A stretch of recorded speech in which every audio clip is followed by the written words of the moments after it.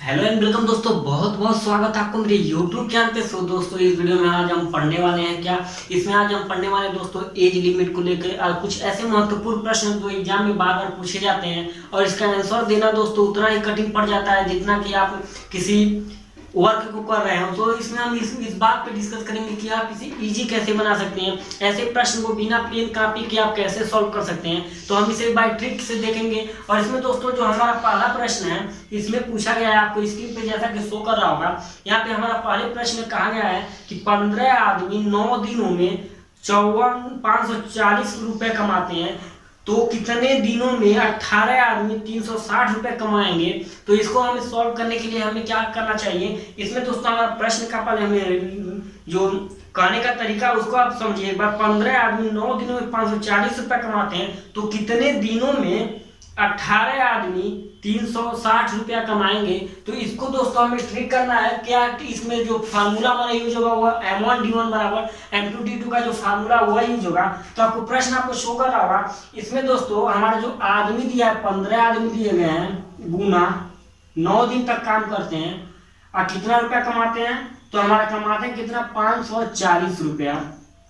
तो हमें इसमें क्या ध्यान रखना होगा कि जितने भी आदमी हैं, जितने भी दिन काम करते हैं, जितने भी रुपया कमाते हैं, तो जो आदमी की संख्या है और दिनों की जो संख्या उनका मल्टीप्लाई करेंगे और डिवाइड करेंगे क्या उनके सैलरी से, यानी कि वो कितने रुपए कमाते हैं। तो हमने क्या किया, 15 आदमी है, 15 आदमी 9 दिन काम करते हैं और 540 रुपया कमाते हैं। तो हमारे जो अगले आदमी होंगे वह क्या करेंगे, यहाँ पे 18 आदमी है, यहाँ पे हमें दिन पूछ रहा है तो दिन को हम डी लिखेंगे। और यह 18 आदमी कितने दिनों में 360 रुपया कमाते हैं, 360 रुपया कमाते हैं। इसमें हमें दिन नहीं पता, हमें दिन बताना है कि दिन कितने दिनों में 18 आदमी 360 रुपया कमा लेंगे।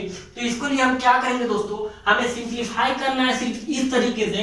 हमें यह ध्यान रखते हुए करना है कि जो आदमी की संख्या दी गई है और जो उसमें दिन की संख्या दी गई है उन दोनों का गुणा करना है और जो वह इनकम करते हैं जितना उन लोगों को मिलता है उससे हम भाग दे देंगे। और सेम वही स्थिति वही करेंगे जिसमें हमको दिन निकालना हो या आदमियों की संख्या निकालना हो या पैसों की संख्या निकालना हो।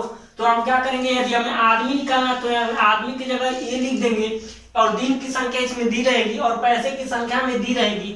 लेकिन दोस्तों यहाँ पे अगर दिन की संख्या दे दे और आदमी की संख्या दे दे, अगर पैसे की संख्या पूछे तो हम पैसे की संख्या 360 की जगह हम पैसा लिख देंगे और यहाँ पे हम इस इक्वेशन को सॉल्व करेंगे। तो यहाँ पे दोस्तों इसको अगर काटना चाहे तो इसको काटना बिल्कुल आसान हो जाएगा। यदि हम इसको डायरेक्टली गुणा करें तो गुणा करने में जो हमें प्रॉब्लम होगी वह बहुत लंबे समय तक होगी और इसको दोस्तों सॉल्व करने के लिए हमें समय भी चाहिए।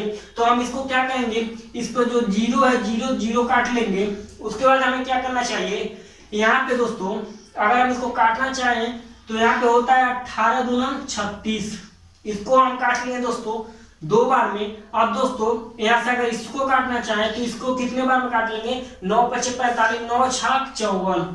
अब दोस्तों हमें क्या करना चाहिए, यहाँ पे यदि काटना चाहे 2 से 6 को तो 3 बार में कट जाएगा और यहाँ 3 से यदि 15 को काटे तो 5 × 3 = 15 कट जाएगा। और जो दिन हमारा आ जाएगा यह दोस्तों हमारा आ जाएगा 5 दिन। यहाँ पे ऑप्शन नंबर डी आपका बिल्कुल सही हो जाएगा।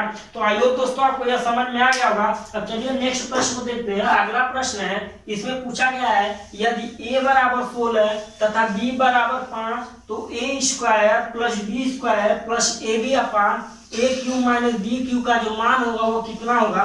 तो दोस्तों हमें क्या करना है, इसमें यह नहीं देखना है कि हमें डायरेक्टली a और b का मान दे दिया है तो हम इसमें a² का मान रखें, b² का मान रखें, फिर ab करें, अपान में करें, a³ करें, फिर b³ करें। हमें क्या करना है दोस्तों, ऐसे प्रश्न जो दिए रहते हैं हमारे एग्जाम बेसिस पे, तो इसमें दोस्तों टोटल बेस जो होता है वो फार्मूले का यूज होता है। इसमें दोस्तों आपको फार्मूला अप्लाई करना है। इसमें फार्मूला किसका अप्लाई करेंगे आप, इसमें आपका जो फार्मूला अप्लाई होगा a³ - b³ का फार्मूला अप्लाई होगा। दोस्तों आपको पता होगा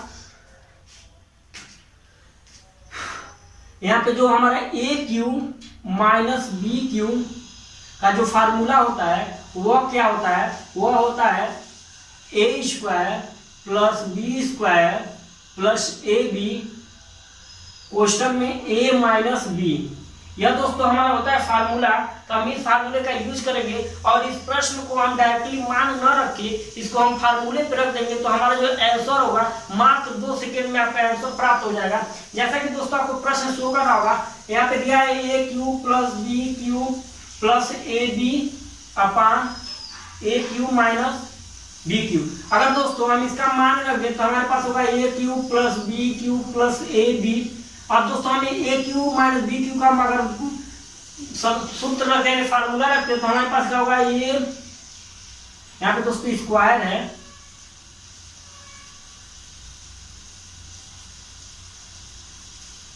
तो इसका जो फार्मूला होगा A square plus B square plus A B, question में ए माइनस बी। अब दोस्तों हमें क्या करना है, यहाँ से A square plus B square plus A B से A square plus B square plus A B cancel out हो गया। अब हमारे पास क्या बचा, ए 1/a माइनस बी। अगर दोस्तों हम a माइनस बी का मान रखें, a हमारे पास दिया है 16 और b हमारे पास दिया है 5, यानी कि 1/11 इसका आंसर हो जाएगा। आपको ऑप्शन नंबर बी में आंसर इसका मिल जाएगा। तो आई होप दोस्तों आपको यह समझ में आ गया होगा। ऐसे प्रश्न में आप गलती नहीं करेंगे और इसको आप डायरेक्टली मान न रखिए, इसमें आप फार्मूला बेसिस पे सॉल्व करेंगे और इसको इजी बनाकर आप जैसे ही सॉल्व करेंगे इसका आंसर सेटिस्फाई कर जाएगा। पूछा गया है कि सलीम की आयु 10 वर्ष है, उसके दादा की आयु 62 वर्ष है, कितने वर्ष के बाद दादा की आयु सलीम की आयु से 5 गुनी हो जाएगी। यहाँ पे दोस्तों इसको भी आपको प्रश्न को पेन कापी उठाने की जरूरत नहीं है। जब हम छोटे लेवल क्लास में पढ़ते थे तो उसमें हमें ऐसे प्रश्न को करने के लिए हमें आय को x मानना रहता था, जिसका आय हमें पता करना रहता था, हम उसकी आय को मान लेते थे x। उसके बेसिस पे हम इसको इक्वेशन बनाते हुए एक लंबी चौड़ी पेज को भरते हुए इस प्रश्न को सॉल्व करते थे। लेकिन हम अभी ये उस तरीके का यूज न करके हम इसको बाय ट्रिक करेंगे। और दोस्तों इसमें पूछा गया है कि सलीम की आयु 10 वर्ष है, उनके दादा की आयु 62 वर्ष है, कितने वर्ष बाद उनके दादा की आयु सलीम की आयु से 5 गुनी होगी। दोस्तों इसमें आपको 4 ऑप्शन दिए गए हैं, जिसमें आपको दोस्तों पहला जो ऑप्शन है उसमें दिया है 6, दूसरे ऑप्शन में दिया है 5, तीसरे ऑप्शन में दिया है 4 और चौथे ऑप्शन में दिया है 3। अब दोस्तों हम क्या करेंगे, हमें पता है कि जो सलीम की आयु है, सलीम की आयु जो है वो 10 वर्ष है और दादा की आयु जो है वो 62 वर्ष है। तो हमें पूछा है कि कितने वर्ष बाद सलीम की आयु उसके दादा की आयु से 5 गुनी होगी, यानी कि दादा की आयु की 5 गुनी हो जाएगी। तो हम क्या करेंगे, इसमें हमें इसमें आंसर से सेटिस्फाई करना है। जैसे दोस्तों अगर मैं सलीम की आयु मान लेते हैं 6 वर्ष बाद जो होगी, दादा की आयु 5 गुनी होगी, तो अगर हम सलीम की आयु 6 रखते हैं तो सलीम की आयु हो जाएगी हमारी 16 वर्ष 6 वर्ष बाद, और दादा की आयु हो जाएगी 6 वर्ष बाद कितना 68, यानी कि 6 वर्ष बाद सलीम यदि 10 वर्ष का है तो 6 वर्ष बाद 16 वर्ष का हो जाएगा, और दादा यदि 62 वर्ष के हैं प्रेजेंट में तो 6 वर्ष बाद वो 68 वर्ष के हो जाएंगे। तो यहाँ पे क्या 16 जो है 68 का 5 गुना है, तो बिल्कुल नहीं है, यानी 68 16 का 5 गुना नहीं है। ऑप्शन नंबर ए बिल्कुल गलत हो गया। यहाँ पे हमने ऑप्शन नंबर A1 को गलत कर दिया। अब हम बी को चेक करेंगे तो बी 5 वर्ष है, यानी कि सलीम का आयु यदि 10 वर्ष है तो 5 वर्ष कितना हो जाएगा 15 वर्ष। दादा की आयु 62 वर्ष है तो 5 वर्ष कितना हो जाएगा 67 वर्ष। क्या 67 15 का 5 गुना है? तो बिल्कुल नहीं है। तो हम इसको भी आंसर को गलत कर देते हैं, यानी कि ऑप्शन नंबर बी भी हमारा गलत हो गया। अब हम दोस्तों इसमें जो तीसरा ऑप्शन है इसमें 4 वर्ष दिया है, तो सलीम की आयु 4 वर्ष बाद कितनी होगी, यानी कि 10 4 14 वर्ष। और दादा की आयु जो हमारी हो जाएगी 62 वर्ष है, 4 वर्ष बाद कितनी हो जाएगी 66 वर्ष। तो क्या 66 14 का 5 गुना है? तो बिल्कुल नहीं है। तो हम ऑप्शन नंबर डी को भी सी को भी गलत कर देते हैं, यानी कि ऑप्शन नंबर सी भी गलत हो गया। अब हमारा लास्ट ऑप्शन बचता है, तो हमें इसको चेक करने की आवश्यकता नहीं।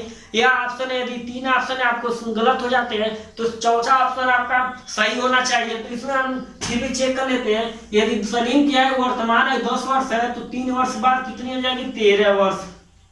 यदि दादा की आयु 62 वर्ष है तो 3 वर्ष बाद कितनी हो जाएगी 65 वर्ष। तो क्या 65 13 का 5 गुना है? तो बिल्कुल सही है, यानी कि 65 13 5 65 यानी कि 5 गुना हो जाती है। तो यहाँ पे ऑप्शन नंबर डी आपका बिल्कुल सही हो जाएगा। तो ऐसे प्रश्न में आपको बिल्कुल भी घबराना नहीं है। यह आपको मेथड याद रखना है कि ऐसे प्रश्न जब आपको एग्जाम में मिलते हैं तो आपको बाई तो इसके आंसर जो आंसर की दिए रहेंगे आपको उसमें से आपको टिक मारना है और उसमें से आपको एज रखते हुए काउंट करना है, जिससे दोस्तों ये आपके प्रश्न जो होंगे वो बिल्कुल आसान हो जाएंगे और इसमें जो हमारा समय है वो बिल्कुल बचत हो जाएगा। इसमें आपको आंसर को सर्टिफाई करने के लिए क्या करना चाहिए, इसमें चारों ऑप्शन को न चेक करके आप डायरेक्टली वैसे ही काउंट कर लेंगे कि किससे हम भाग देंगे तो कितना आ जाएगा, तो हम इसको डायरेक्ट आंसर को ही हम लेके चेक करेंगे। तो अगला प्रश्न है दोस्तों, आपको स्क्रीन पे शो कर रहा होगा। इसमें पूछा गया है एक आयताकार मैदान 90 मीटर गुना 70 मीटर का है, एक आदमी इसकी 5 बार परिक्रमा करता है, तो उसके द्वारा कुल दूरी ज्ञात कीजिए। यहाँ पे दोस्तों इस प्रश्न को भी हम ट्रिक के हिसाब से ही हल करेंगे। इसमें दोस्तों जो हमारा स्क्रीन पर आपको शो कर रहा होगा प्रश्न, इसमें जो हमारा जो डायमीटर दिया गया है, टोटल एरिया दिया गया है, यानी कि मान लीजिए यह एक आयताकार मैदान है दोस्तों। ये जो काम हो रहा है ये एग्जाम में नहीं होगा, आपको डायरेक्टली इसको फिगर को अपने माइंड में ही बना लेना है। हम इसको बना के आपको दिखा रहे हैं समझाने के लिए, तो आप ऐसा मत कीजिएगा एग्जाम में। तो यहाँ पे जो हमारा पूछा गया है, इसमें जो आयताकार मैदान है इसमें जो है लंबाई दी गई है वो 90 मीटर दी गई है, और जो चौड़ाई दी गई है 70 मीटर दी गई है। दोस्तों जब यह आयत है, अगर आयत है दोस्तों तो इसके आमने सामने की तो भुजा बराबर होनी चाहिए, यानी कि दोस्तों यह 70 मीटर हमारा यह हो जाएगा और 90 मीटर यह हो जाएगा। एक आदमी क्या करता है, अगर एक आदमी एक छोर से चलना स्टार्ट करे तो एक छोर से चलना स्टार्ट करे, पूरा अगर उसी छोर पे चलते हुए आ जाए तो उसका एक चक्कर कंप्लीट हो जाएगा। वैसे वो आदमी क्या करता है, एक छोर से चलना स्टार्ट करता है और 5 बार उसकी परिक्रमा करता है, यानी कि इस पूरे आयत को वो 5 बार घूम लेता है, यानी कि पूरी बार जब 5 बार घूम लेता है। और दोस्तों इसके क्षेत्रफल में यह नहीं घूमता है, इसके परिमाप में घूमता है, क्योंकि वो लास्ट भुजाओं से होके जाता है। तो इसका हम परिमाप ज्ञात करेंगे। दोस्तों हमें आयत का फार्मूला पता है कि आयत का जो परिमाप होता है वो क्या होता है, चारों भुजाओं का योग, यानी कि जितनी भी भुजाएं दी गई है इनको जोड़ के हम ऐसा परिमाप निकाल सकते हैं। तो हम क्या करेंगे, यहाँ पे जो इसका परिमाप हो जाएगा, यानी कि इसका परिमाप जो होगा, इसका जो परिमाप हो जाएगा दोस्तों हमारा क्या हो जाएगा, 2 कोष्ठ में लंबाई धन चौड़ाई होता है y, तो हम इसमें क्या करेंगे 2 गुना, अब लंबाई हमारा दिया गया 90 और चौड़ाई दिया गया 70, तो हम क्या करेंगे 2 गुना, अब इसको जोड़ लेंगे तो हमारे पास हो जाएगा 160, गुना कर देंगे तो 16 गुना 32 300 मीटर, यानी कि वो एक चक्कर जब इस पूरे आयत का घूमेगा तो 320 मीटर की दूरी तय करेगा।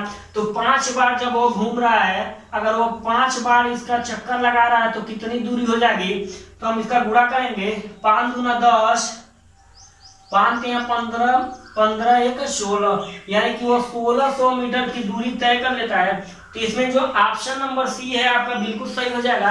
तो आई होप दोस्तों आपको वीडियो पसंद आई होगी। अगर वीडियो पसंद आए तो चैनल को सब्सक्राइब कर लीजिएगा, वीडियो को लाइक कर लीजिएगा और इसे अपने दोस्तों में शेयर कर लीजिएगा। तो थैंक दोस्तों।